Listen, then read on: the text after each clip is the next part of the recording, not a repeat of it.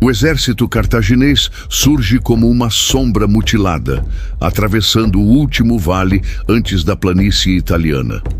São figuras cobertas de gelo, ossos expostos pela fome, olhos fundos que já viram a morte de perto e decidiram continuar andando mesmo assim. Os Alpes ficaram para trás, mas suas garras ainda rasgam a carne desses homens que desafiaram o impossível. Cavalos mortos marcam o caminho como pedras de sepultura. Suas carcaças congeladas servindo de lembrança do preço da ambição.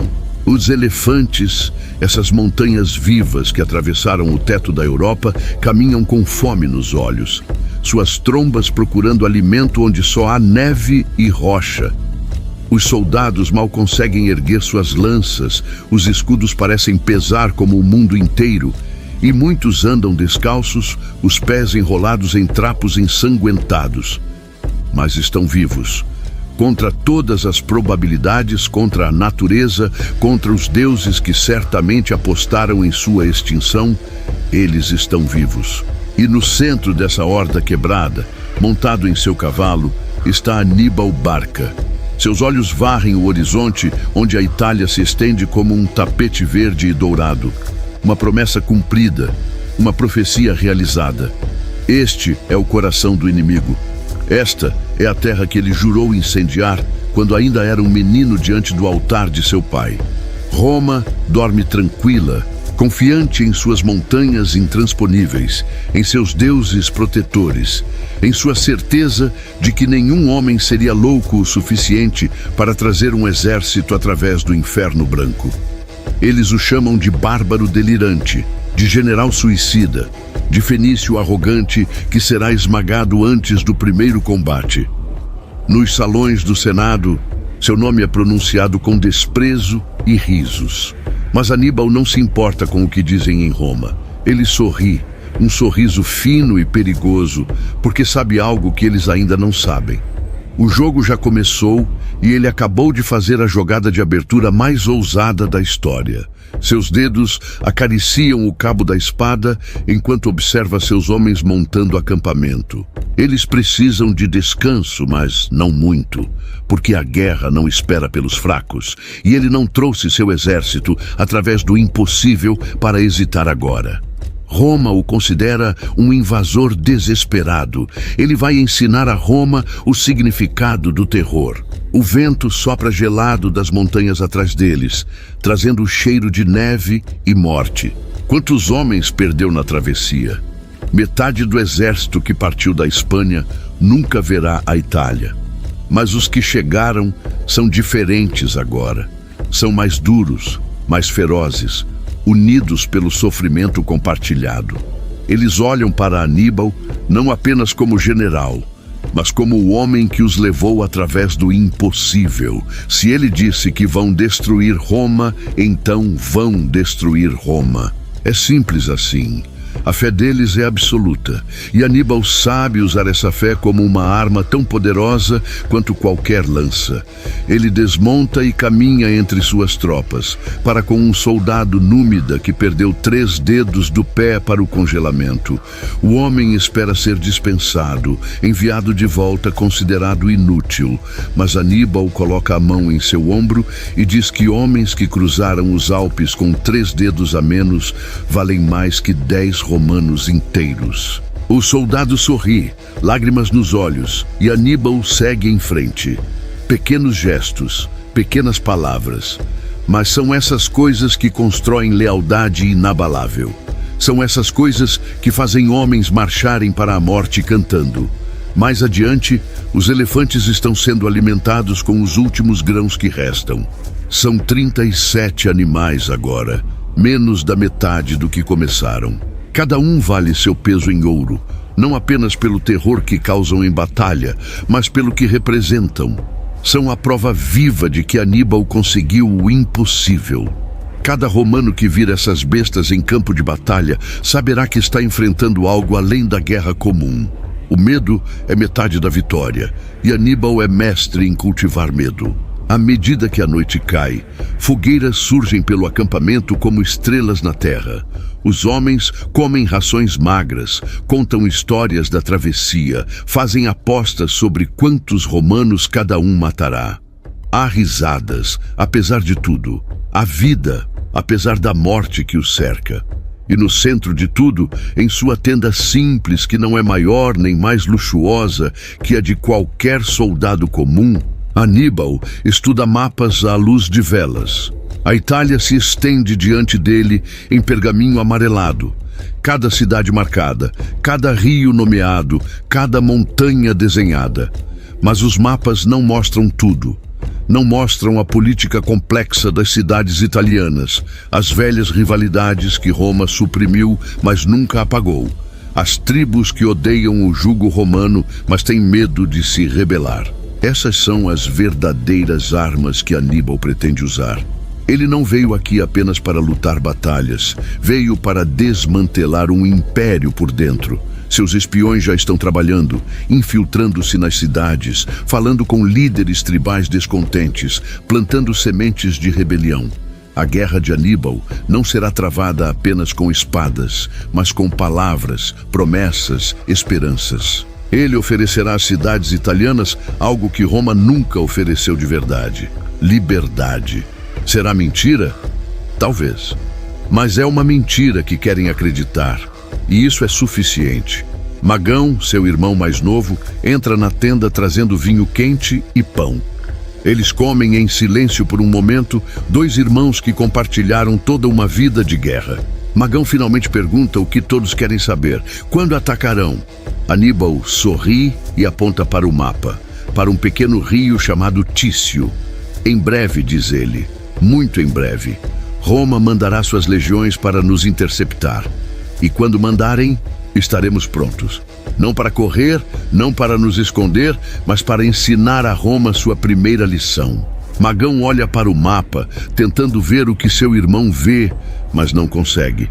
Ninguém pensa como Aníbal. Ninguém vê a guerra da forma que ele vê.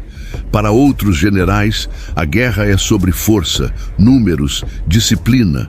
Para Aníbal, a guerra é xadrez tridimensional jogado com vidas humanas. Cada movimento calculado, cada armadilha preparada com antecedência. Ele não reage aos eventos, ele os orquestra. Quando Magão sai, Aníbal apaga as velas e se deita, mas não dorme imediatamente. Ele pensa em seu pai, Amílcar, que o levou ao altar ainda criança e o fez jurar ódio eterno a Roma. Pensa em sua infância em Cartago, aprendendo guerra antes de aprender a ler. Pensa em todos os anos na Espanha, conquistando tribos, treinando exércitos, preparando-se para este momento. Sua vida inteira foi um caminho que levou até aqui, até esta tenda nas colinas da Itália, até este momento às vésperas de sua primeira batalha contra Roma em solo italiano.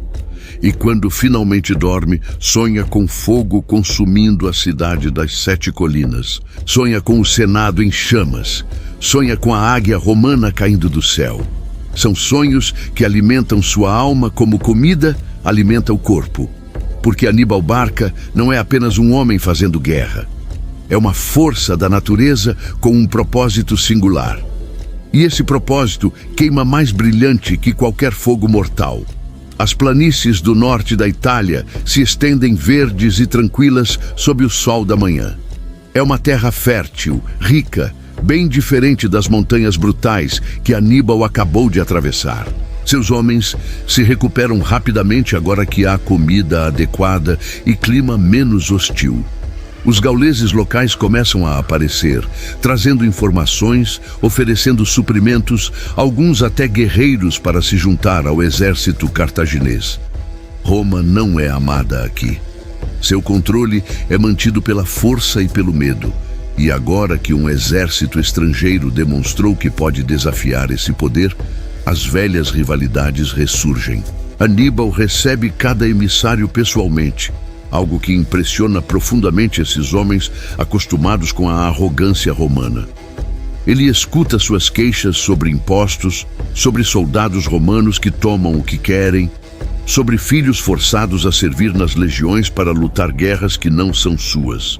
E ele oferece exatamente o que querem ouvir: vingança, liberdade, a chance de ver Roma humilhada. São palavras calculadas, cada frase projetada para tocar em feridas antigas. Mas enquanto cultiva essas alianças, Aníbal também planeja. Seus espiões retornam com notícias cruciais. O cônsul Públio Cornélio Cipião está movendo suas legiões para o norte. É um general competente, veterano de campanhas na Espanha, onde lutou contra os próprios cartagineses. Ele conhece a reputação de Aníbal, respeita sua capacidade, mas ainda assim marcha com confiança. Como não marcharia?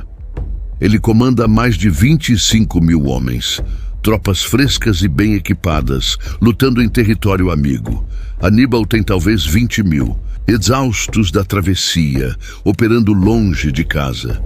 Os números favorecem Roma, a lógica favorece Roma, tudo favorece Roma, exceto uma coisa: a mente que comanda o exército cartaginês.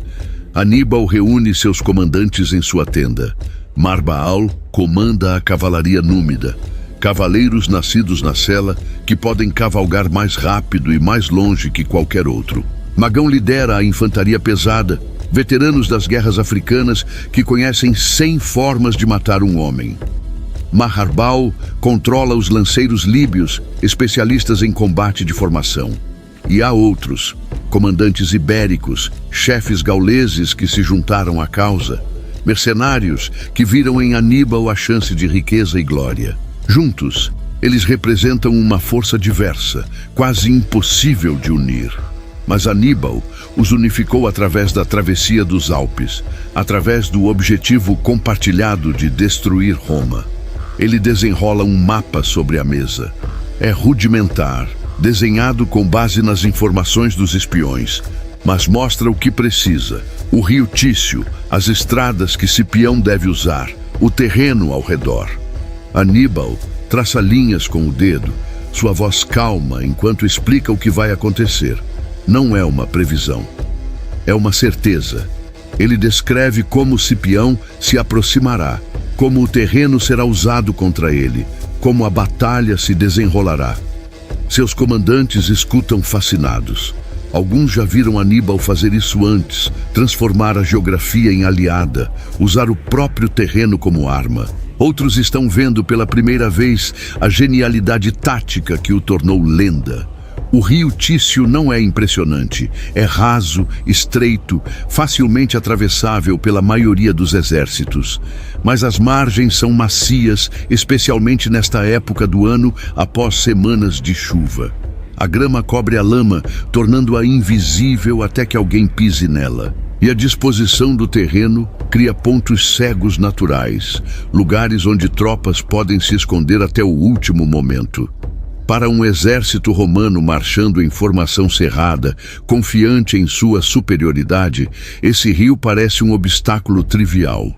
Para Aníbal, é um tabuleiro de xadrez onde cada peça já está posicionada em sua mente. Ele explica como a cavalaria númida servirá de isca, provocando os romanos a avançar, como os elefantes surgirão no momento exato de máximo caos, como a cavalaria ibérica cortará a retaguarda enquanto os lanceiros líbios atacam o flanco. Cada movimento cronometrado, cada ataque coordenado, não é apenas uma batalha que ele planeja, é uma cirurgia. Marbaal, sempre o mais impulsivo, pergunta por que não simplesmente atacar com força total, usar os números e a ferocidade para esmagar os romanos. Aníbal sorri e explica pacientemente. Roma tem mais soldados, melhor equipamento, linhas de suprimento seguras. Em uma guerra de atrito, em uma série de batalhas diretas, eles eventualmente venceriam. Mas se cada batalha for uma armadilha, se cada vitória romana custar mais do que podem pagar, se a moral quebrar e as alianças desmoronarem, então os números se tornam irrelevantes. A guerra de Aníbal não é sobre destruir exércitos romanos. É sobre destruir a vontade de Roma de lutar. Magão levanta uma preocupação válida. E se Cipião não seguir o caminho previsto? E se os romanos detectarem a armadilha? Aníbal responde que então adaptarão, improvisarão, encontrarão outra forma.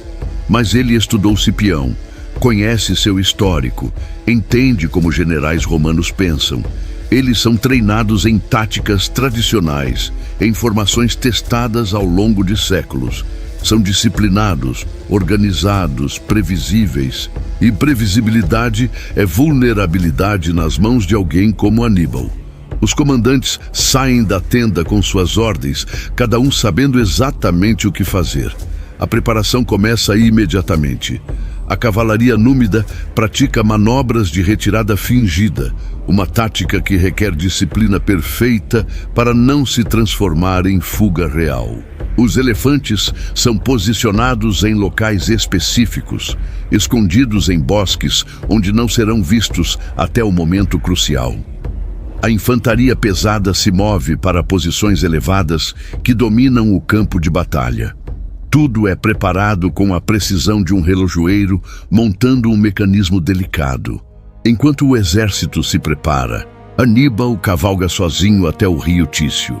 É um dia calmo, o sol brilha na água, pássaros cantam nas árvores. Não há nada neste lugar que sugira que em breve será cenário de carnificina. Mas Aníbal vê além do presente.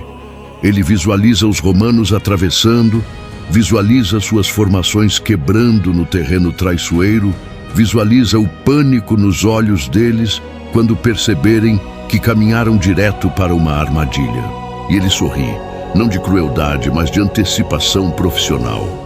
É um artista prestes a criar sua obra-prima. Ele se ajoelha e toca a água do rio. Está fria, clara, inocente. Em breve estará vermelha. Em breve, este rio sem importância terá seu lugar na história. E o nome Aníbal Barca, ainda pronunciado com escárnio em Roma, será sussurrado com terror. Ele monta seu cavalo e retorna ao acampamento.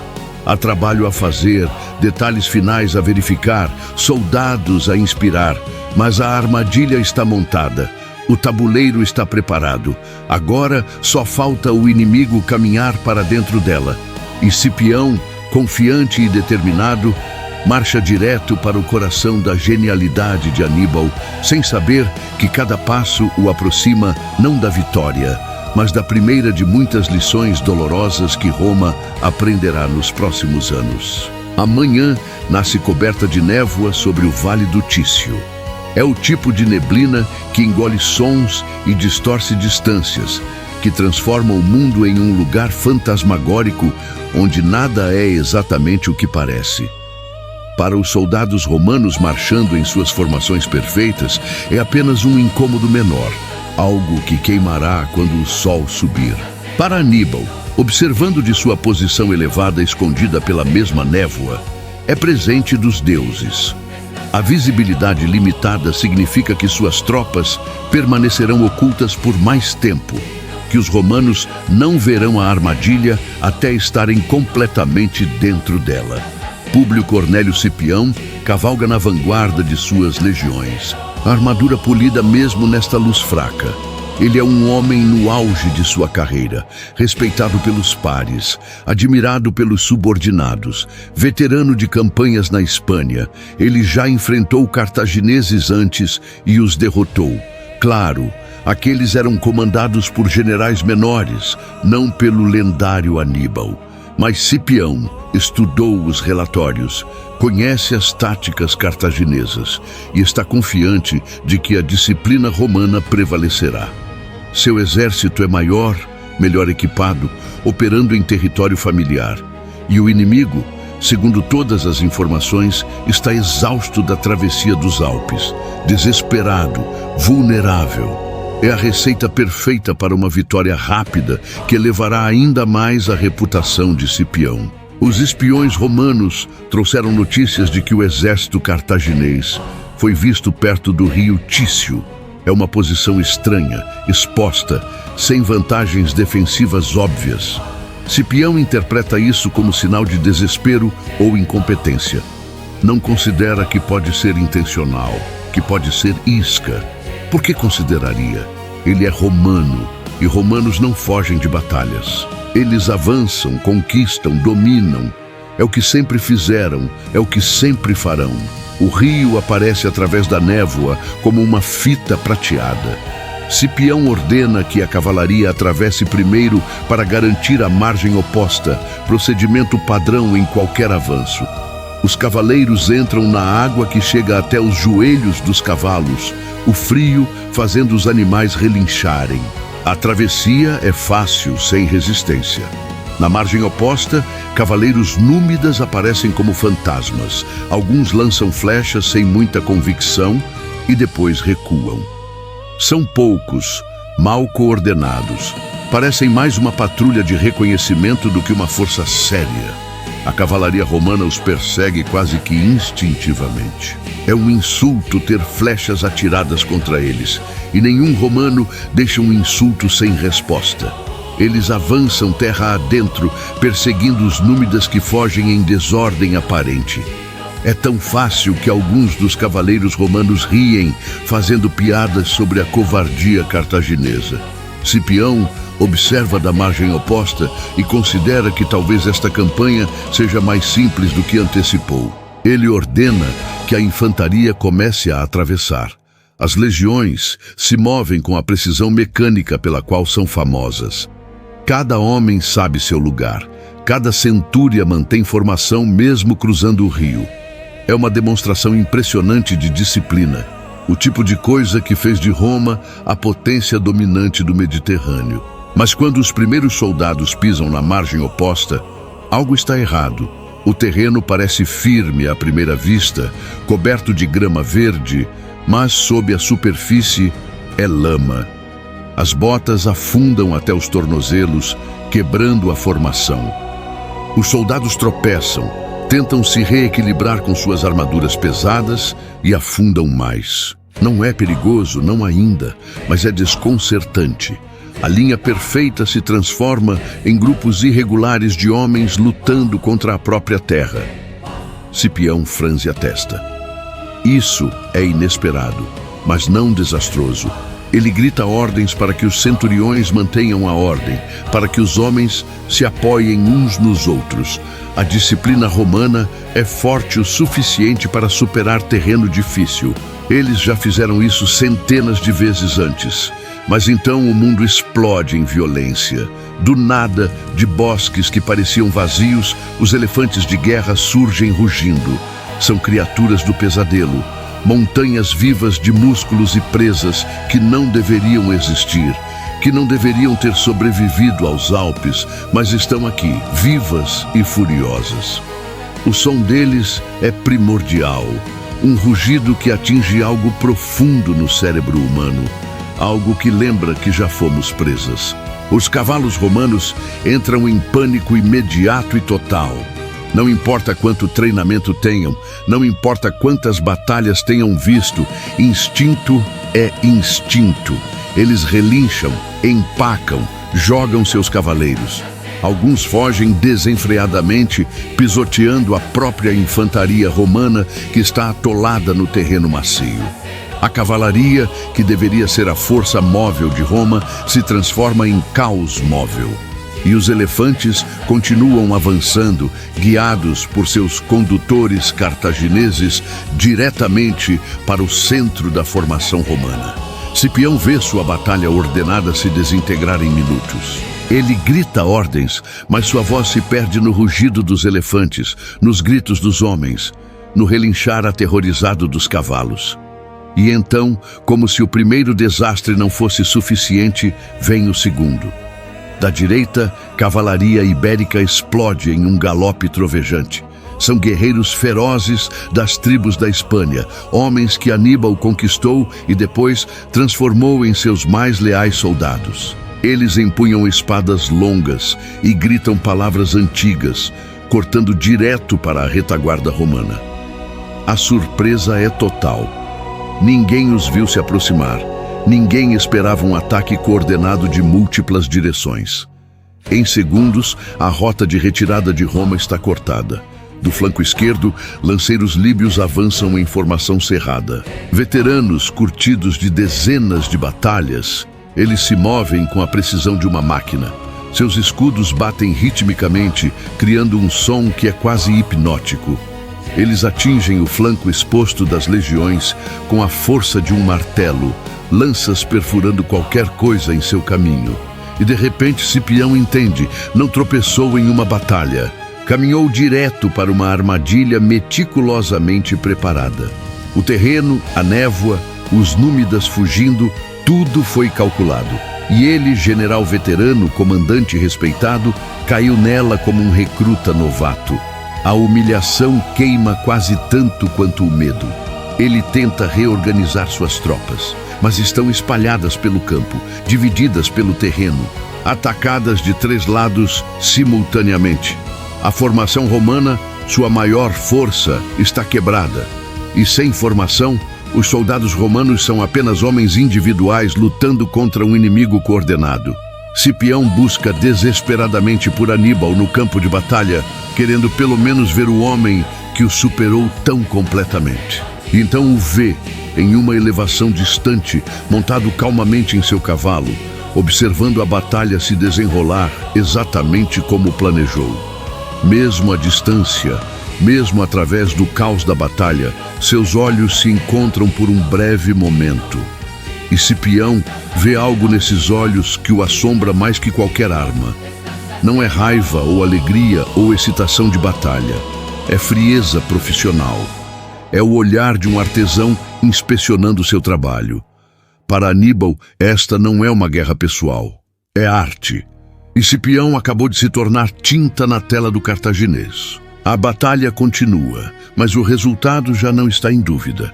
Foi decidido antes mesmo de começar, nos mapas que Aníbal estudou, no terreno que escolheu, na psicologia que explorou.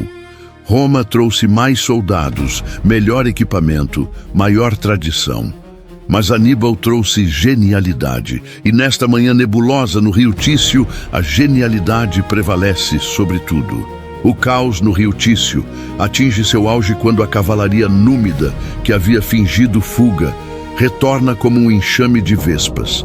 Eles aparecem pelas laterais, lançando dardos e flechas, nunca ficando próximos o suficiente para serem pegos, sempre se movendo, sempre atacando. Para os romanos é como lutar contra o vento. Você não pode pegar o vento, não pode matá-lo, mas ele continua cortando você. A frustração se mistura ao pânico e soldados disciplinados começam a quebrar. Alguns tentam correr, mas não há para onde ir. A retaguarda está cortada pela cavalaria ibérica. Os flancos estão sendo massacrados pelos líbios.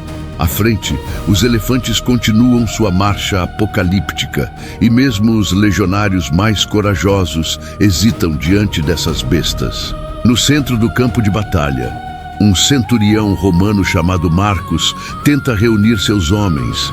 Ele é veterano de 20 anos. Sobreviveu a campanhas na Gália, na Espanha, na Sicília. Viu coisas terríveis e fez coisas piores. Mas nunca experimentou algo como isto. A terra sob seus pés é traidora. Cada movimento é uma luta. Ao seu redor, homens que ele conhece há anos estão morrendo de formas que ele nunca imaginou. Um elefante agarra um de seus soldados com a tromba e o joga como uma boneca. Cavaleiros númidas cercam outro grupo e os cravam com flechas até parecerem porcos espinhos. Um lanceiro líbio perfura o escudo de seu melhor amigo e a lança continua através do corpo, emergindo pelas costas. Marcos grita ordens, forma uma pequena testudo com os homens que ainda respondem. É a formação tartaruga, onde escudos se sobrepõem criando uma casca protetora. Salvou legionários inúmeras vezes antes, mas o terreno não permite que mantenham a formação adequadamente. Pés escorregam, homens tropeçam, brechas aparecem. E através de cada brecha vem a morte. Uma lança líbia encontra o pescoço de um jovem soldado. Um dardo númida perfura o olho de outro. Um elefante simplesmente pisa na formação, esmagando escudos e homens igualmente. Marcos percebe que vai morrer aqui. Não há vergonha nessa percepção, apenas aceitação. Ele serviu Roma fielmente. Agora Roma o está deixando morrer em um rio distante, traído não por covardia, mas por um inimigo que pensa diferente, luta diferente, vence diferente. Sua última visão é de um cavaleiro ibérico cavalgando em sua direção, espada erguida, gritando algo em uma língua que Marcos não compreende. Então, apenas escuridão. Por todo o campo de batalha, cenas similares se repetem. Pequenos grupos de romanos lutando desesperadamente, sendo lentamente massacrados. A disciplina que os tornou grandes falha diante de um inimigo que não segue as regras, que usa o terreno como arma, que ataca de direções impossíveis. Alguns soldados romanos conseguem formar linhas defensivas adequadas e repelem os ataques por momentos preciosos. Mas são ilhas de resistência em um oceano de derrota. Cipião, ferido no braço por uma flecha perdida, percebe que precisa tomar uma decisão impossível. Pode ficar e morrer com seus homens, preservando sua honra, mas desperdiçando sua experiência. Ou pode recuar, salvar o que pode das legiões e viver com a vergonha, mas também com o conhecimento de que poderá lutar outro dia. Ele escolhe a sobrevivência. Não por covardia, mas porque sabe que Roma precisará de generais que entendem contra o que estão lutando. Ele grita ordens de retirada, reunindo os grupos dispersos de sobreviventes. Alguns centuriões se recusam, preferindo morrer em batalha a fugir. Cipião os respeita, mas não espera. Ele reúne talvez 5.000 homens, menos de um quarto do exército que trouxe esta manhã, e começa uma retirada ordenada que rapidamente se desintegra em fuga. Aníbal, observando de sua posição, vê a retirada romana começar. Marbal cavalga até ele, animado, gritando para perseguir, para transformar a derrota em massacre total, para não deixar nenhum romano escapar vivo. Mas Aníbal levanta a mão, o gesto simples que significa parar. Marbal protesta, não entendendo por que desperdiçariam esta oportunidade perfeita. Aníbal explica pacientemente, como já explicou muitas vezes antes. Ele não quer um massacre, quer testemunhas, quer que soldados romanos voltem para suas cidades e contem o que viram, contem sobre os elefantes que não podem ser mortos, sobre o general que enxerga o futuro, sobre a derrota impossível no rio Tício. Quer que o medo se espalhe mais rápido que qualquer exército pode marchar. O medo é uma arma, e soldados aterrorizados são mais valiosos que soldados mortos. Além disso, seus próprios homens estão exaustos. A batalha durou menos de 3 horas, mas foram 3 horas de violência concentrada. Perseguir um inimigo em fuga, através de território desconhecido, é como convidar uma emboscada.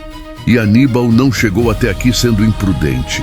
Ele venceu esta batalha. Não há necessidade de arriscar essa vitória por ganhos marginais. Então, ele ordena que suas tropas parem de perseguir e comecem a coletar os despojos da batalha.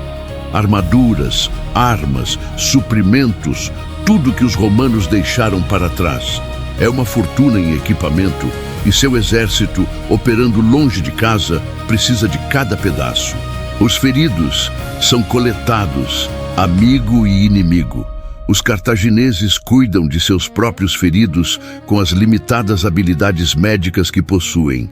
Os feridos romanos são tratados com eficiência funcional. Aníbal não é cruel sem propósito. Prisioneiros bem tratados geram histórias de honra que podem ser usadas mais tarde. Tudo é calculado, até a clemência. À medida que o sol começa a se pôr, o campo de batalha se transforma. O que era caos violento se torna silêncio mórbido. Homens caminham entre os mortos, virando corpos para encontrar companheiros caídos. Alguns choram, outros apenas olham com olhos vazios. A morte em batalha é sempre brutal, mas há algo particularmente horrível sobre uma derrota tão completa. Os mortos não tiveram chance de lutar adequadamente. Foram apanhados como animais em uma armadilha. Magão se aproxima de Aníbal com os números. Menos de 1.000 cartagineses mortos ou feridos gravemente. Mais de 5.000 romanos mortos, 3.000 capturados. O resto fugiu em desordem. É uma vitória esmagadora por qualquer métrica. Mas Aníbal apenas acena, seu rosto não mostrando emoção. Ele esperava exatamente esses números, planejou para esses números. A batalha se desenrolou como uma equação matemática, na qual ele já sabia a resposta antes de começar. Ele desmonta finalmente e caminha até a margem do rio. A água que estava clara esta manhã agora corre vermelha, literalmente vermelha, com o sangue de centenas de homens. Corpos flutuam presos em rochas e raízes. É uma visão que faria a maioria dos homens vomitar ou rezar. Aníbal simplesmente observa, catalogando mentalmente cada detalhe da batalha, cada coisa que funcionou, cada pequena imperfeição que precisa ser corrigida. A guerra é sua arte e ele é perfeccionista. Enquanto a noite cai, fogueiras surgem pelo campo de batalha. O exército cartaginês monta acampamento entre os destroços da vitória. Há comemorações, mas controladas. Aníbal não permite bebedeira ou celebração excessiva. A disciplina não termina porque venceram uma batalha. De fato, a disciplina é ainda mais importante na vitória do que na derrota. Exércitos vitoriosos que se tornam complacentes são exércitos que morrem na próxima batalha. Os prisioneiros romanos são reunidos e contados. Alguns estão feridos, outros em estado de choque, todos derrotados. Aníbal os visita pessoalmente, caminhando entre eles com Magão traduzindo suas palavras. Ele diz aos prisioneiros que não são escravos, que serão bem tratados, que aqueles que desejarem podem se juntar ao seu exército. É propaganda, claro, mas eficaz. Alguns prisioneiros realmente consideram a oferta, outros cospem aos seus pés. Aníbal não se ofende com a lealdade deles. Respeita isso, na verdade. Lealdade é algo que entende profundamente. Mais tarde, em sua tenda, Aníbal finalmente permite que o cansaço apareça em seu rosto. Ele remove a armadura com a ajuda de um servo, cada peça revelando músculos doloridos e algumas contusões que nem percebeu adquirir. Não lutou diretamente na batalha, mas comandar de a cavalo por horas ainda cobra seu preço físico. Ele se senta com vinho e pão, comida simples que sabe melhor após uma vitória. Mas sua mente já está no próximo movimento. Esta batalha foi importante, mas apenas a primeira de muitas. Roma não desistirá após uma derrota. Se alguma coisa, isso os enfurecerá, os fará mobilizar ainda mais recursos contra ele. A verdadeira guerra está apenas começando. Ele pensa em Cipião, o general romano que escapou. Um homem mais fraco teria morrido em batalha. Um homem mais orgulhoso teria recusado a recuar. Mas Cipião escolheu sobreviver, escolheu aprender. Isso o torna perigoso de forma diferente. Aníbal sabe que enfrentará Cipião novamente, talvez várias vezes, e cada vez o romano terá aprendido um pouco mais, terá ajustado suas táticas, terá se tornado mais difícil de enganar. É um desafio interessante, mas por enquanto há trabalho imediato. As tribos gaulesas precisam ser cortejadas mais agressivamente. As cidades italianas precisam receber mensageiros explicando que Roma pode ser derrotada. Os suprimentos precisam ser organizados, feridos tratados, armas mantidas. Um exército não funciona sozinho, e Aníbal é meticuloso em todos os detalhes, desde a estratégia de grande escala até a quantidade de grãos que cada soldado recebe. Quando finalmente se deita para dormir, a última coisa que vê, antes de fechar os olhos, é o mapa da Itália, pregado na parede de sua tenda. O rio Tício está marcado agora, um pequeno X vermelho indicando a batalha. Mas é apenas o começo do caminho. Há muitos mais rios, muitas mais batalhas, muitos mais nomes que serão escritos em sangue antes que sua jornada termine. E em algum lugar distante, no final desse caminho sangrento, está Roma, a cidade que ele jurou destruir. A cidade que ainda não entende completamente o que está prestes a enfrentar. Hoje foi apenas o primeiro beijo de uma espada que planeja cortar fundo. A notícia da derrota no rio Tício viaja pelas estradas da Itália como fogo em capim seco. Mensageiros exaustos cavalgam de cidade em cidade, carregando histórias que crescem mais aterrorizantes a cada repetição. O exército romano, orgulho da República, foi destruído em horas. O cônsul Cipião mal escapou com vida. Os elefantes cartagineses são imortais, dizem alguns. O general fenício pode ler mentes, sussurram outros. A verdade é impressionante o suficiente, mas a verdade nunca é suficiente quando o medo está envolvido.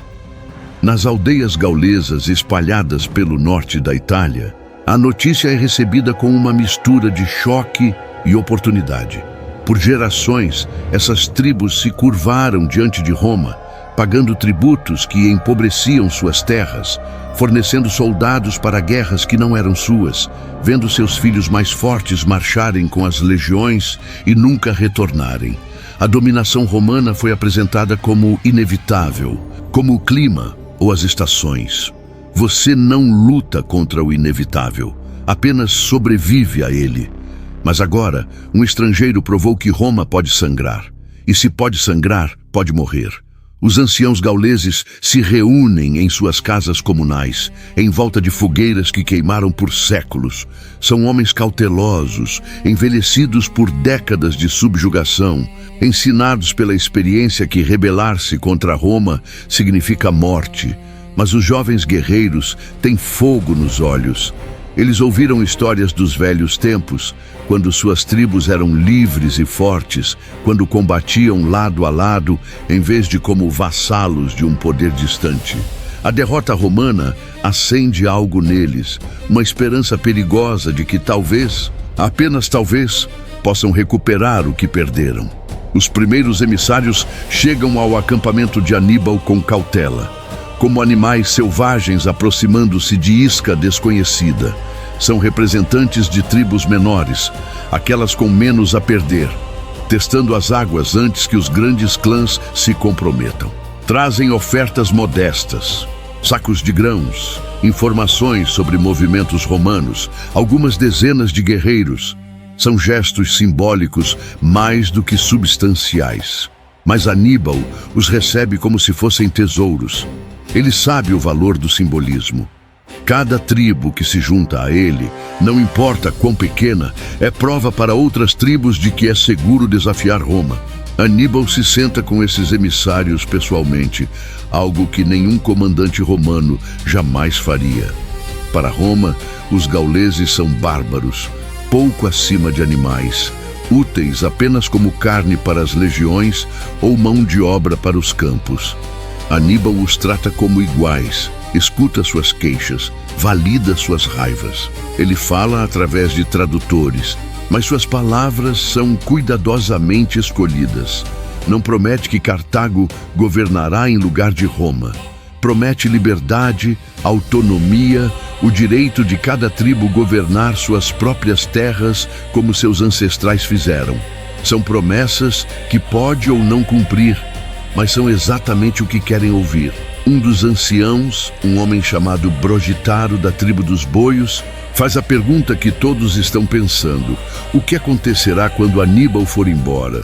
Porque eventualmente ele irá, seja em vitória ou derrota. E quando for, Roma voltará. E a vingança de Roma é lendária. Cidades inteiras foram destruídas por ofensas menores do que traição aberta. O que protegerá os gauleses da retribuição romana? Aníbal considera a pergunta com seriedade. É válida e merece resposta honesta. Ele explica que sua guerra não terminará rapidamente. Não veio para uma incursão, veio para destruir Roma como poder. Isso levará anos, talvez décadas, e durante esse tempo, cada tribo que se juntar a ele estará sob sua proteção. Mais importante, se Roma for enfraquecida o suficiente, fragmentada o suficiente, então não haverá poder centralizado forte o bastante para realizar vingança em massa. As tribos serão fortes o suficiente para se defenderem. É uma resposta habilidosa que transforma medo em esperança sem fazer promessas impossíveis de cumprir. Broditaro e os outros emissários trocam olhares. Há risco, mas também oportunidade. E homens não vivem grandes vidas evitando todo risco. Concordam em levar a mensagem de volta para seus conselhos tribais. Não é compromisso total, mas é começo. Enquanto isso, tribos maiores começam a prestar atenção. Os Insubres, uma das tribos gaulesas mais poderosas do norte, enviam observadores para avaliar Aníbal e seu exército. Eles veem os elefantes, essas criaturas míticas que sobreviveram à travessia impossível dos Alpes. Veem soldados de dezenas de nações diferentes lutando sob uma bandeira unificada. Vem um general que comanda não através de terror, mas através de lealdade e ganha. E começam a considerar que talvez este fenício seja diferente. Em Roma, o Senado recebe as notícias da derrota com fúria mal controlada. O grande salão fica em silêncio inicial, depois explode em acusações e contra-acusações. Alguns culpam Cipião por incompetência. Outros culpam o Senado por não ter tomado a ameaça cartaginesa seriamente o suficiente. Outros ainda culpam os deuses por permitirem que bárbaros derrotassem a república mais poderosa do mundo. Mas sob toda a raiva está medo, frio e paralisante. Aníbal não é mais piada distante. Ele está aqui, em solo italiano, vencendo batalhas, atraindo aliados. E Roma, pela primeira vez em gerações, enfrenta inimigo genuinamente perigoso, não nas fronteiras, mas no coração de seu território. Os patrícios mais velhos se lembram da Primeira Guerra Púnica, do conflito longo e sangrento que quase quebrou Roma financeiramente. Aquela guerra foi travada principalmente no mar e na Sicília, longe de Roma propriamente dita. Esta guerra é diferente. Esta guerra está em suas portas, e o general que a conduz não é homem comum. Relatórios sobre Aníbal começam a circular entre os senadores. Sua educação em Cartago sob os melhores tutores. Suas campanhas na Espanha, onde conquistou tribos consideradas inconquistáveis. Sua lealdade fanática de soldados que o seguiriam através do inferno. E, acima de tudo, sua genialidade tática, que transforma geografia em arma e psicologia em estratégia. Não é inimigo que pode ser subestimado ou humilhado em submissão. É inimigo que precisa ser destruído completamente e sem misericórdia. O Senado vota mobilização em massa. Novas legiões serão recrutadas.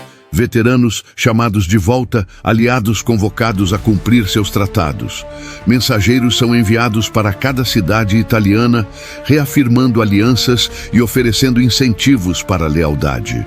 Fortificações são ordenadas nas estradas principais. Roma se prepara para a guerra não como inconveniência temporária, mas como luta existencial. E em algum lugar nessa preparação frenética está reconhecimento de que algo mudou fundamentalmente. Roma sempre foi a potência que inspirava medo, que fazia inimigos tremerem. Agora, pela primeira vez, Roma conhece esse medo de dentro. Os soldados que retornaram do Tício contam suas histórias em tavernas e quartéis. Falam dos elefantes que pareciam indestrutíveis, da cavalaria que aparecia do nada, do terreno que se tornou inimigo. Mas mais que qualquer detalhe tático, falam do general cartaginês que orquestrou tudo. Dizem que ele enxerga batalhas antes que aconteçam, que compreende guerra em nível que transcende treinamento normal. Dizem que seus olhos são frios como inverno e afiados como lâminas. São histórias que soldados contam sobre comandantes que temem e respeitam em igual medida. Cipião escuta essas histórias e não as desmente. Ele sabe que são essencialmente verdadeiras. Enfrentou Aníbal e foi completamente superado. Não por falta de coragem ou habilidade, mas porque enfrentou mente que funciona diferentemente. É experiência humilhante e iluminadora simultaneamente. Ele jurou vingança, jurou que próxima vez será diferente. Mas no fundo de sua mente está dúvida pequena e persistente. Pode alguém realmente vencer Aníbal em campo de batalha? A pergunta assombra não apenas Cipião, mas toda Roma. E a resposta, por enquanto, permanece desconhecida. O amanhecer chega frio e claro 3 dias após a Batalha do Tício. O exército cartaginês já desmontou o acampamento e está em movimento. Uma serpente de homens e animais fluindo pela paisagem italiana como rio de carne e metal. Aníbal cavalga na vanguarda como sempre faz. Seus olhos constantemente varrem o horizonte, procurando ameaças, oportunidades, qualquer mudança no terreno que possa ser útil mais tarde. Ele nunca para de planejar, nunca para de calcular. Sua mente é máquina que funciona mesmo enquanto dorme, processando informações, criando estratégias, antecipando movimentos do inimigo. Magão cavalga ao seu lado, relatando novidades da noite. Mais emissários gauleses chegaram, alguns trazendo guerreiros, outros apenas promessas. Os feridos estão se recuperando razoavelmente bem dado as limitações médicas. Os suprimentos capturados dos romanos estenderão suas reservas por semanas. Os elefantes estão comendo bem, finalmente, após meses de rações escassas nos Alpes. São detalhes pequenos, mas importantes. Exércitos não funcionam em grandes gestos épicos. Funcionam em 1000 pequenos detalhes gerenciados corretamente. Aníbal ouve tudo, faz perguntas específicas, dá ordens precisas. Ele é tão meticuloso com logística quanto com tática. Um exército faminto não importa quão brilhante seja seu comandante. Enquanto marcham, começam a encontrar sinais de pânico romano. Pequenas aldeias estão abandonadas, seus habitantes fugindo para cidades maiores ou simplesmente para qualquer lugar longe do caminho do exército cartaginês. Campos estão sem colher, gado vagueando sem supervisão. É triste de certa forma, pessoas inocentes sendo deslocadas por guerra que não começaram. Mas Aníbal não tem luxo de sentimentalismo. Guerra sempre machuca inocentes. É natureza da guerra. O que pode fazer é tentar minimizar sofrimento desnecessário. Ele ordena que seus soldados não saqueiem indiscriminadamente, não queimem o que não precisam queimar, não matem quem não precisam matar. Não por bondade, embora não seja homem cruel, mas por estratégia. Exército que aterroriza a população local, cria refugiados que fogem para Roma, fortalecendo o inimigo. Exército que age com disciplina relativa, cria população ambivalente, que pode eventualmente ser convertida em aliada ou pelo menos neutra. Cada aldeia que encontram intacta é oportunidade de demonstrar que cartagineses não são monstros que propaganda romana descreve. Em uma dessas aldeias, pequeno assentamento com talvez 20 famílias, encontram anciões que decidiram não fugir. São velhos demais para correr, ou talvez orgulhosos demais. Eles esperam na praça central, dignos em sua pobreza, preparados para qualquer destino. Aníbal para e desmonta, aproximando-se sozinho. É gesto de respeito que os surpreende. Através de tradutor, ele fala com eles. Pergunta sobre condições locais, sobre soldados romanos que possam ter passado, sobre o humor das tribos gaulesas próximas. Os anciãos respondem cautelosamente no início, depois com mais liberdade quando percebem que não serão executados. Quando a conversa termina, Aníbal ordena que seu exército pague por qualquer suprimento que tomarem da aldeia. Não é caridade, é investimento. Histórias dessas interações se espalharão. Aldeias ouvirão que general cartaginês paga por comida em vez de simplesmente tomá-la como romanos fazem. Tribos ouvirão que ele trata anciãos com respeito em vez de desprezo. São coisas pequenas, mas acumulativas, construindo reputação que não é de monstro, mas de libertador potencial. À medida que dias passam, o exército se move constantemente para o sul. Não há destino específico ainda, apenas direção geral. Aníbal quer manter Roma incerta sobre seus planos. Quer forçá-los a dividir forças, tentando adivinhar onde atacará próximo. Quer fazer a Itália inteira sentir ameaçada simultaneamente. É guerra psicológica tanto quanto física. Enquanto isso, mensageiros vão e vêm constantemente. Alguns são emissários de tribos considerando aliança. Outros são espiões retornando com informações sobre movimentos romanos. Outros ainda são representantes de cidades italianas, testando discretamente se Aníbal seria melhor senhor que Roma. São conversas delicadas que requerem diplomacia, tanto quanto qualquer batalha requer tática. E Aníbal é diplomata habilidoso quando precisa ser, capaz de ler pessoas tão bem quanto lê terreno. Uma mensagem chega de Cartago, levando meses para alcançá-lo. O Senado cartaginês está contente com suas vitórias, mas cauteloso sobre fornecer mais suporte. Querem ver se pode realmente ameaçar Roma antes de comprometer mais recursos. É resposta tipicamente cartaginesa. Apoio morno na melhor das hipóteses. Aníbal não se surpreende. Cartago sempre foi cidade de comerciantes, não guerreiros. Eles entendem lucro e perda, não glória e vingança. Sua guerra contra Roma é pessoal tanto quanto política. Nascida de juramento que fez quando criança e alimentada por décadas de ódio cuidadosamente cultivado. Cartago fornecerá apoio se vencer, mas não o ajudará a vencer. Ele está essencialmente sozinho. Mas sempre esteve sozinho de certa forma, mesmo cercado por exército, mesmo apoiado por aliados. No fim, é sua mente contra a mente coletiva de Roma. E ele gosta dessas chances. Uma noite, acampados em vale protegido, Aníbal senta com seus comandantes em volta de fogueira. Eles bebem vinho e comem carne assada, camaradagem fácil de homens que enfrentaram morte juntos. A conversa flui de tópico para tópico, lembranças de batalhas passadas, piadas sobre companheiros, especulações sobre o que Roma fará próximo. Mar-Baal eventualmente faz pergunta que todos estão pensando: qual é o próximo passo? O rio Tício foi vitória impressionante, mas uma vitória não ganha guerra. Roma tem mais legiões, mais cidades, mais recursos. Podem perder 10 batalhas e ainda continuar lutando. Então qual é o plano?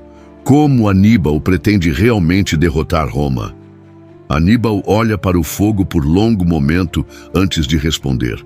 Quando fala, sua voz é calma, mas carrega peso de convicção absoluta. Explica que Roma não será derrotada em batalha única, não importa quão esmagadora. Roma será derrotada quando suas alianças desmoronarem, quando suas cidades rebelarem, quando seus soldados perderem vontade de lutar. A estratégia não é conquistar território, mas destruir estrutura que torna Roma forte. Cada cidade italiana que se juntar a ele é golpe mais significativo que qualquer vitória militar. Cada tribo que se rebelar força Roma a dividir atenção e recursos. Eventualmente, sob pressão suficiente, o sistema rachará. E quando rachar, ele estará lá para empurrar a lâmina na fenda. É plano que requer paciência, que pode levar anos ou décadas. Mas Aníbal tem paciência. Toda sua vida foi construção para este momento e está preparado para dedicar todo o resto dela a ver Roma cair. Os comandantes escutam e alguns entendem completamente, outros apenas parcialmente. Mas todos confiam nele. Ele os levou através dos Alpes quando disseram que era impossível.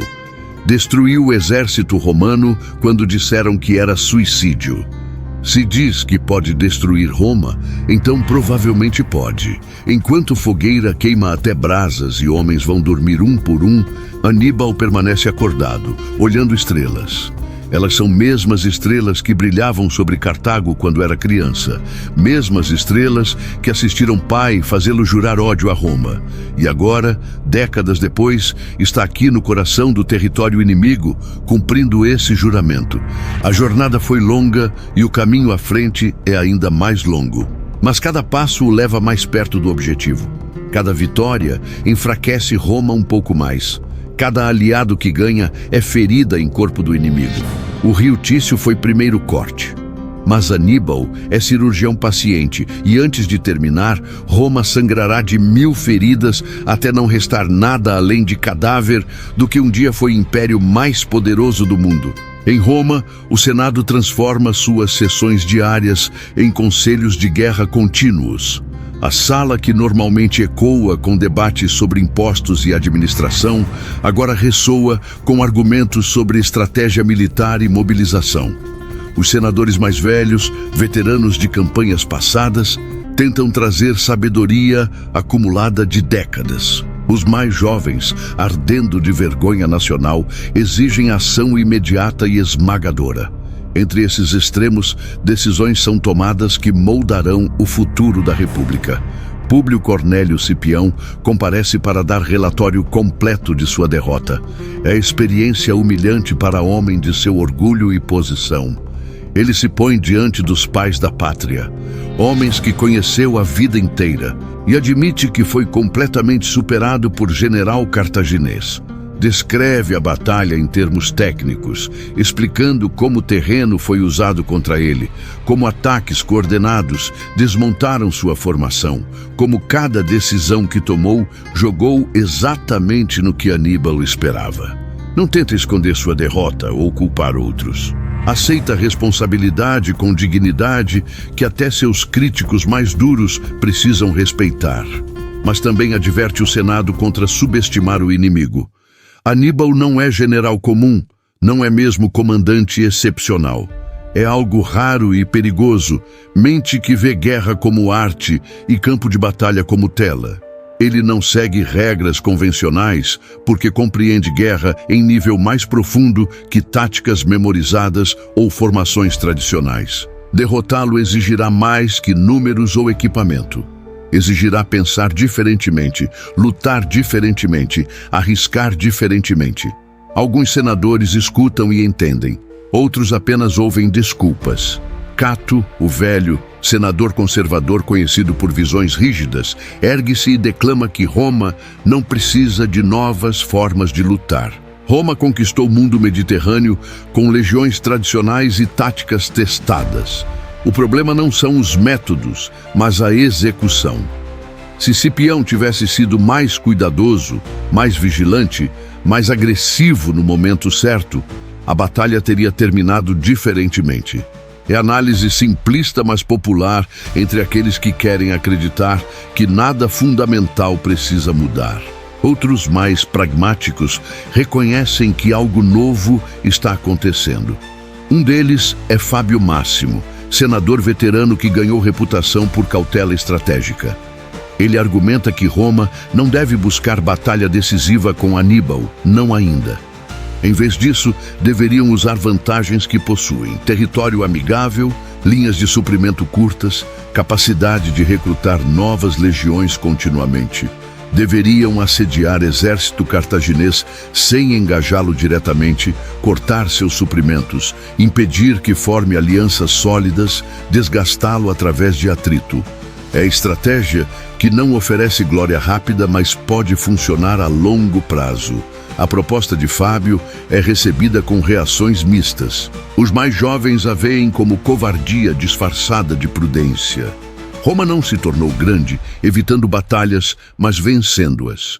Os mais velhos veem mérito na cautela, mas se preocupam que estratégia passiva permita a Aníbal consolidar posição e atrair mais aliados. É dilema genuíno sem resposta clara. Eventualmente, compromisso é alcançado. Novas legiões serão recrutadas imediatamente, com meta de colocar 50.000 soldados em campo dentro de meses. Cipião receberá segunda chance, mas sob supervisão de outro cônsul que compartilhará comando. Alianças com cidades italianas serão reforçadas através de concessões e incentivos. E emissários serão enviados para tribos gaulesas, oferecendo termos mais favoráveis se permanecerem leais. É plano abrangente que tenta abordar múltiplos aspectos da ameaça. Mas sob toda estratégia está reconhecimento desconfortável de que Roma está reagindo em vez de agir. Aníbal está ditando ritmo e direção da guerra. E isso, para a república acostumada a dominar, é posição profundamente desagradável. Enquanto o Senado debate, soldados comuns lidam com realidade mais imediata.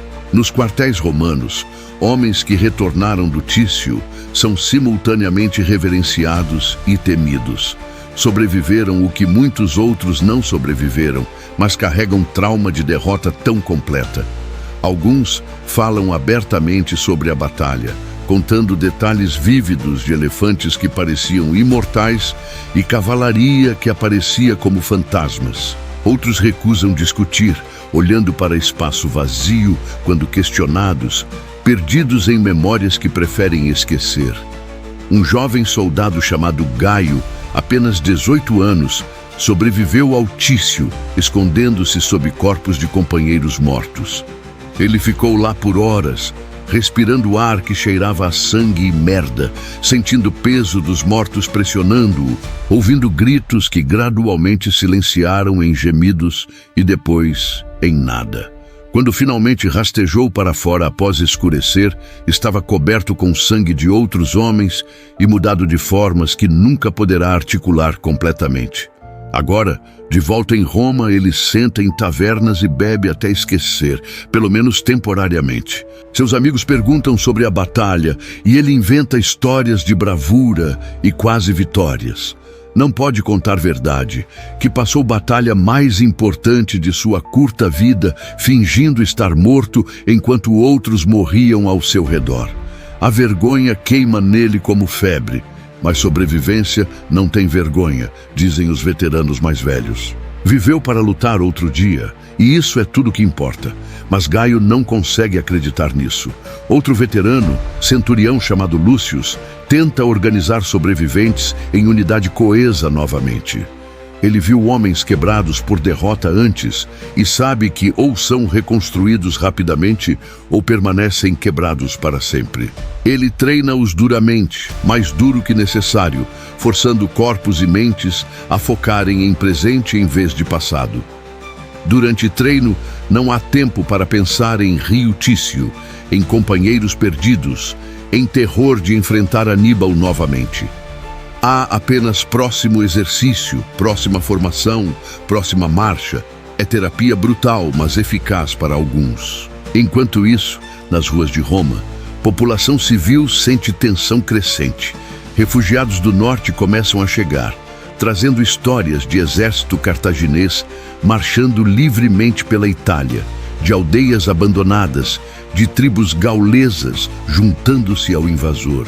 São histórias que fazem pessoas ricas considerarem mover famílias para lugares mais seguros e pessoas pobres se perguntarem se muros de Roma realmente são impenetráveis, como sempre acreditaram. Pela primeira vez em gerações, Roma conhece sensação de vulnerabilidade. Não é pânico ainda, não é medo que paralisa, mas é desconforto profundo de perceber que o impensável se tornou possível. A cidade das 7 colinas, coração do poder crescente que dominou o Mediterrâneo, pode realmente estar em perigo. E essa percepção muda algo fundamental na psicologia coletiva. Os templos ficam cheios de pessoas oferecendo sacrifícios aos deuses, implorando proteção contra o invasor. Os sacerdotes fazem fortuna interpretando presságios e vendendo amuletos que supostamente protegem contra a magia cartaginesa. São superstições tolas, mas revelam ansiedade real. Roma está assustada de forma que não estava há décadas. Cipião caminha pelas ruas tarde da noite, incapaz de dormir, observando sua cidade sob nova luz. Ele vê fortificações que pareciam eternas, mas agora parecem inadequadas. Vê soldados que pareciam invencíveis, mas agora parecem apenas homens. Vê império que parecia destinado a dominar mundo, mas agora parece frágil, sustentado mais por reputação que realidade. A derrota no Tício abriu seus olhos de formas que vitórias nunca fizeram. Ele entende agora que Roma venceu tantas guerras, não porque era invencível, mas porque enfrentou inimigos menores, tribos divididas, cidades isoladas, generais competentes, mas não brilhantes. Aníbal é diferente. Aníbal é o tipo de inimigo que aparece uma vez por geração, talvez uma vez por século. E Roma terá sorte de sobreviver ao encontro. Enquanto caminha, Cipião começa a formular planos em sua mente. Ele perdeu uma batalha, mas não a guerra. Aprendeu com seus erros, viu como Aníbal pensa, começou a entender padrões em sua genialidade. Próxima vez será diferente. Não porque será melhor guerreiro ou mais corajoso comandante, mas porque entenderá o tipo de guerra que Aníbal luta. E conhecimento é poder, mesmo contra inimigo tão formidável. Ele para diante do templo de Júpiter, o maior da cidade, e olha para as estátuas dos deuses que supostamente protegem Roma.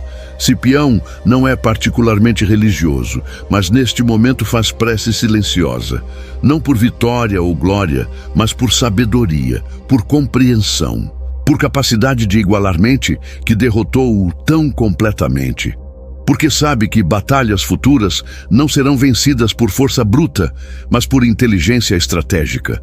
E se Roma quer sobreviver a Aníbal, precisa produzir generais que possam pensar como ele. Nas semanas seguintes, Roma se transforma. A cidade que sempre foi centro de poder tranquilo torna-se colmeia de atividade frenética. Forjas trabalham dia e noite produzindo armas. Campos de treinamento transbordam de recrutas, aprendendo formações básicas. Mensageiros cavalgam constantemente para todas as direções, carregando ordens e buscando inteligência. É mobilização de escala que Roma não via desde a Primeira Guerra Púnica, e todos sentem peso do momento. Os senadores mais velhos, aqueles que se lembram daquela guerra anterior, compartilham histórias de adverte sobre os custos. Cartago quase quebrou Roma financeiramente naquela época. A guerra durou décadas e custou gerações de jovens. E aquela guerra foi travada principalmente longe de solo italiano. Esta é diferente. Esta está em sua porta. Esta tem general que pode realmente ameaçar a própria Roma. As histórias não tranquilizam, mas preparam. Roma começa a entender que está entrando em luta existencial, tipo de guerra onde sobrevivência não está garantida. É percepção sóbria, mas necessária. Complacência mata impérios, e Roma não pode se dar ao luxo de complacência contra Aníbal Barca. Enquanto Roma se prepara freneticamente, enquanto o Senado debate e soldados treinam e população ora, o nome que está em todos os lábios é pronunciado com medo crescente: Aníbal. O demônio que cruzou os Alpes, o general que vê futuro, o fenício que ousa desafiar Roma em seu próprio território. Dizem que ele não dorme, que seus olhos veem através de névoa e escuridão, que até seus cavalos são mais inteligentes que homens comuns. São exageros, claro, mitologia nascida de medo e derrota, mas contém núcleo de verdade. Aníbal é excepcional de formas que poucas pessoas na história são excepcionais. E Roma, pela primeira vez, enfrenta a possibilidade real de que mesmo seu poder, mesmo sua glória, mesmo seu destino manifesto, podem não ser suficientes contra tal inimigo. A noite cai pesada sobre o campo de batalha do rio Tício 3 semanas, após o sangue ter sido lavado pela chuva. O lugar está silencioso agora, apenas vento soprando através de grama que cresceu verde novamente sobre terra manchada. Mas fantasmas permanecem, se alguém acredita em tais coisas. Talvez não fantasmas literais, mas memórias gravadas no próprio solo. Ecos de violência que nunca desaparecerão completamente. Aníbal retorna ao lugar sozinho, algo que faz sem explicar a ninguém. Ele desmonta longe o suficiente do acampamento para não ser visto e caminha até a margem do rio. A lua está cheia, lançando luz prateada sobre água que corre calma e inocente, como se nunca tivesse corrido vermelha com sangue de milhares. Ele se ajoelha na mesma margem onde soldados romanos tropeçaram e morreram, onde sua armadilha se fechou perfeitamente, onde deu o primeiro golpe real contra Roma. É lugar que sempre lembrará, não com orgulho particular ou satisfação, mas como marco. Aqui começou algo que mudará o mundo mediterrâneo, de formas que ainda não pode prever completamente. Ele toca a água, sentindo seu frio contra a pele. Algum poeta futuro poderia romantizar este momento, transformá-lo em cena de triunfo ou contemplação profunda. Mas verdade é mais simples e mais complexa. Aníbal está cansado, não fisicamente, embora liderar exército através dos Alpes e para território inimigo cobra preço. Mas cansado de forma mais profunda, aquele cansaço que vem de carregar peso de promessa feita décadas atrás, de dedicar vida inteira a propósito singular que consome tudo. Ele pensa em seu pai, Amílcar Barca, o leão de Cartago que lutou Roma na Sicília e perdeu não porque era fraco, mas porque Cartago o abandonou. Pensa no juramento que fez quando tinha 9 anos, ainda criança, mas já compreendendo o peso do que prometia. Odiar Roma. Nunca ser amigo de Roma, dedicar vida a destruir Roma. São palavras pesadas para a criança carregar, e ele as carregou por 30 anos agora, deixando-as moldar em cada decisão, cada pensamento, cada momento de sua existência. Valeu a pena? É pergunta que não se permite fazer muito frequentemente, porque resposta não importa. Ele fez juramento diante de deuses e do espírito de seu pai. Não há voltar atrás, não há desistir. Há apenas seguir em frente até que Roma caia ou ele morra tentando. Tudo mais é irrelevante. Mas aqui, sozinho na escuridão, longe de soldados que o veem como semideus, longe de aliados que o veem como libertador, longe de inimigos que o veem como demônio, ele pode ser apenas homem por breves momentos. E homem está cansado de carregar ódio como alguns homens carregam fé. O rio continua fluindo, indiferente às suas reflexões, assim como continuará fluindo muito depois que ele e Roma, e até memória desta batalha, tiverem desaparecido na névoa da história. Há algo reconfortante nessa perspectiva. Suas ações têm peso imenso agora, afetando destinos de nações e vidas de centenas de milhares. Mas na grande extensão do tempo, são apenas mais gotas no rio infinito da história humana. Gerações futuras estudarão suas táticas, debaterão suas decisões, tentarão entender o que o impulsionou e nunca entenderão completamente porque estavam lá, porque não fizeram juramento que moldou toda a existência em torno de objetivo singular de destruição. Ele se levanta, água escorrendo de seus dedos, como o tempo escorrendo pela ampulheta de sua vida. Quantos anos lhe restam? 30?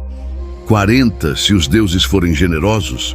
E quantos desses anos serão consumidos por esta guerra?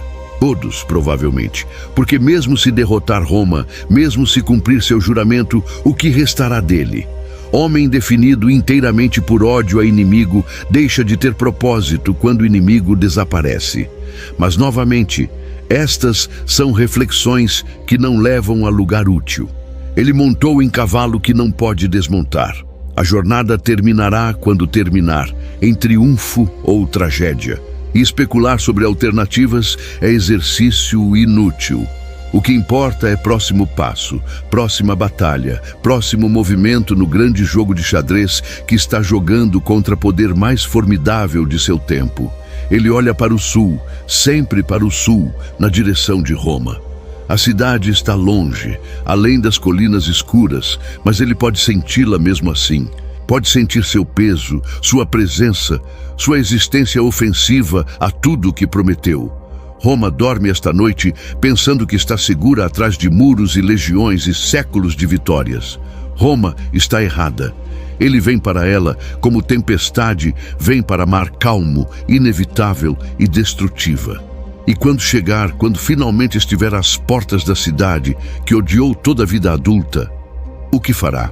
Queimará até os alicerces, pedirá rendição e termos humilhantes, ou descobrirá que vingança, quando finalmente alcançada, é vazia de satisfação que imaginou? São perguntas para o futuro. Presente exige apenas que continue, que vença a próxima batalha, que atraia próximos aliados, que dê próximo passo na longa caminhada que começou quando era criança diante de altar.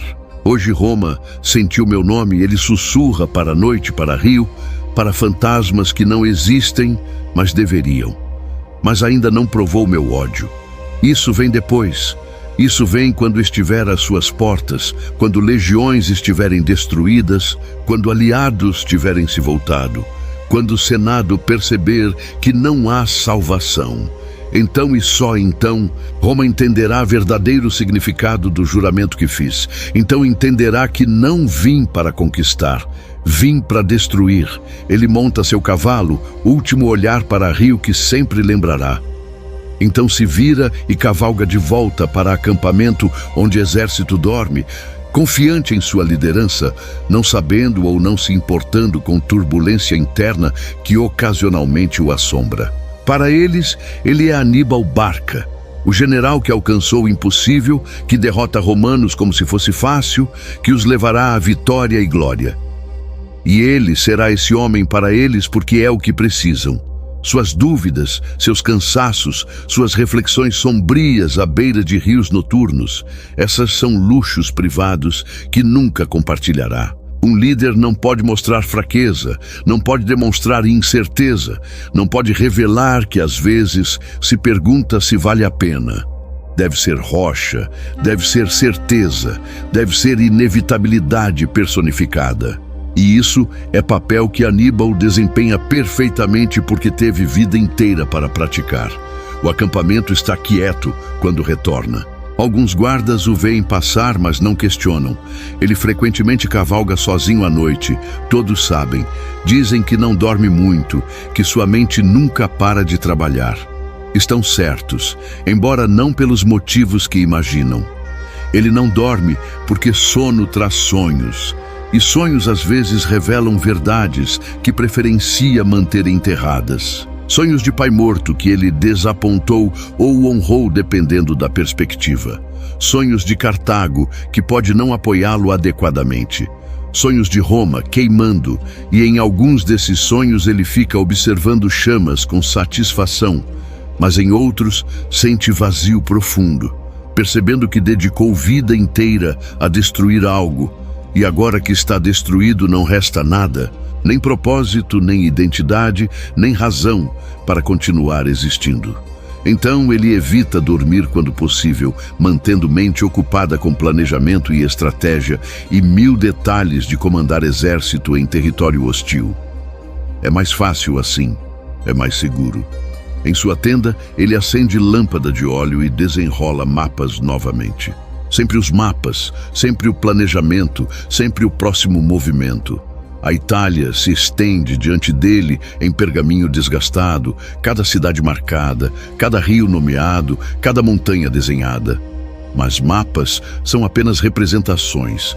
Realidade é mais complicada, mais fluida, mais imprevisível.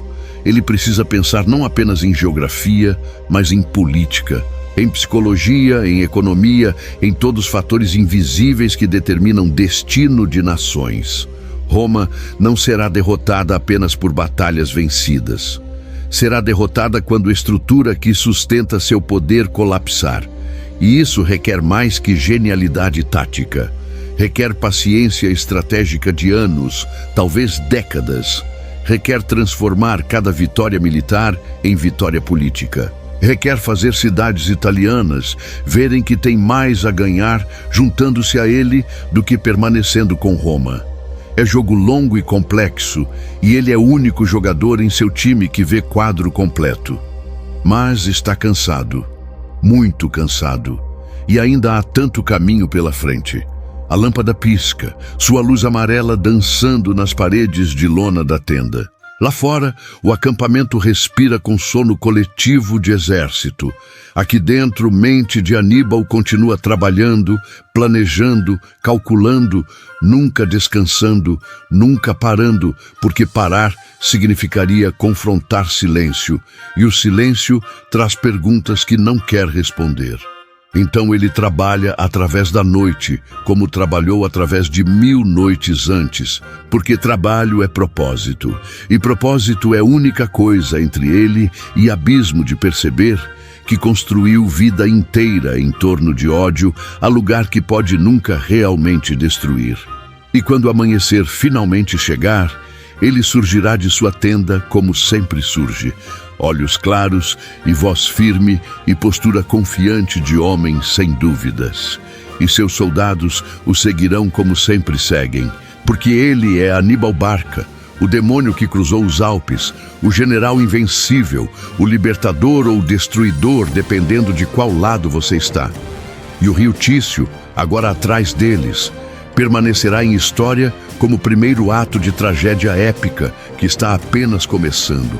O rugido da guerra ressoa ainda, ecoando através das colinas da Itália, reverberando nos salões de Roma, alcançando até os ouvidos dos deuses, se tais coisas existem.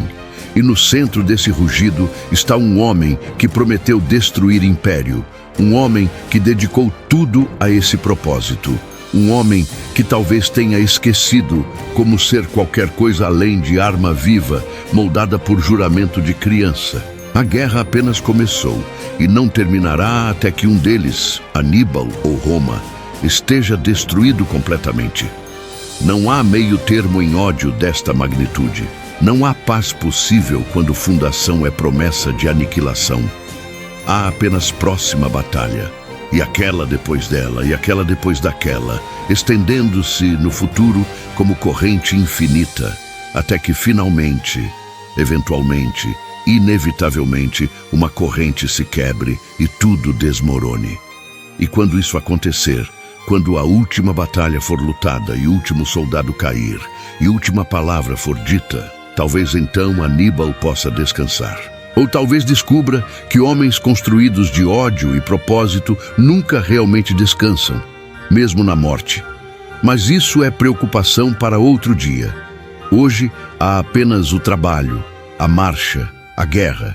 Hoje há apenas próximo passo na jornada que começou no rio Tício e terminará de uma forma ou outra nas ruas de Roma. Se você gostou dessa história, se inscreva no canal, curta e deixe seu comentário. Esse é o canal Imperadores. Até a próxima.